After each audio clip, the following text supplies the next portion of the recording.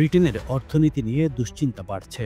এরই মধ্যে পাউন্ডের দাম তীব্রভাবে কমেছে, ইউরোর বিপরীতে ২.৫ বছরের মধ্যে সবচেয়ে নিচে, আর ডলারের বিপরীতে ৩ মাসের মধ্যে সর্বনিম্ন পর্যায়ে। সবকিছু শুরু হয় যখন রাজস্ব পর্যবেক্ষণকারী সংস্থা অফিস ফর বাজেট রেসপন্সিবিলিটি বা OBR জানায় দেশের উৎপাদনশীলতা কমে গেছে। এতে সরকারের আয়ে বড় ঘাটতি তৈরি হতে পারে, প্রায় ২০ বিলিয়ন পাউন্ডের মতো। এই ঘোষণার পরই বাজারে অস্থিরতা দেখা দেয়। বিনিয়োগকারীরা আতঙ্কে পাউন্ড বিক্রি শুরু করেন। বিশ্লেষকরা বলছেন, বাজেটের আগে এই পতন চ্যান্সেলর রেচেল রিপসের জন্য বড় মাথা ব্যথা হয়ে দাঁড়িয়েছে। রিপস আগেই ইঙ্গিত দিয়েছিলেন বাজেটে কর বাড়তে পারে, মানে যুক্তরাজ্যের লক্ষ লক্ষ পরিবারকে হয়তো বেশি কর দিতে হতে পারে। তবে তিনি চেষ্টা করছেন ব্যবসার উপর নতুন কোনো ভার না দিতে, যাতে প্রবৃদ্ধি আরো ধীরে না হয়ে যায়। সরকারি হিসেবে দেখা যাচ্ছে বর্তমান অর্থনৈতিক বাস্তবতার ১০ বিলিয়ন পাউন্ডের সুরক্ষা তহবিল যথেষ্ট নয়। তাই তিনি আরো বড় রাজস্ব খাত বা অর্থনৈতিক কৌশল তৈরি করতে চান,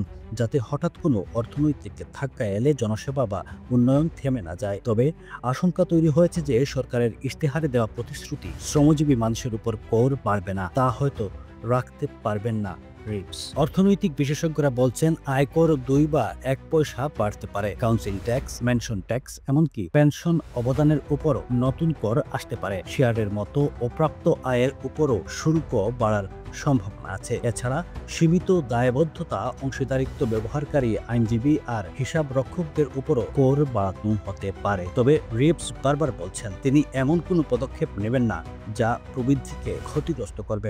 ইফকো ফুড ইন্ডাস্ট্রিজ লিমিটেড ৩০ বছর ধরে প্রবাসী পরিবারে ইফকো ব্র্যান্ড তুলে দিচ্ছি বাংলাদেশের টাটকা সবজি, ভেন্ডি, করলা, কচুলতি, শিম বিচি, জলপাই সহ নানা পদের সবজি। IFCO Food Industries Limited, phone 0161202820 UK, mail uksales@ifco.co.uk।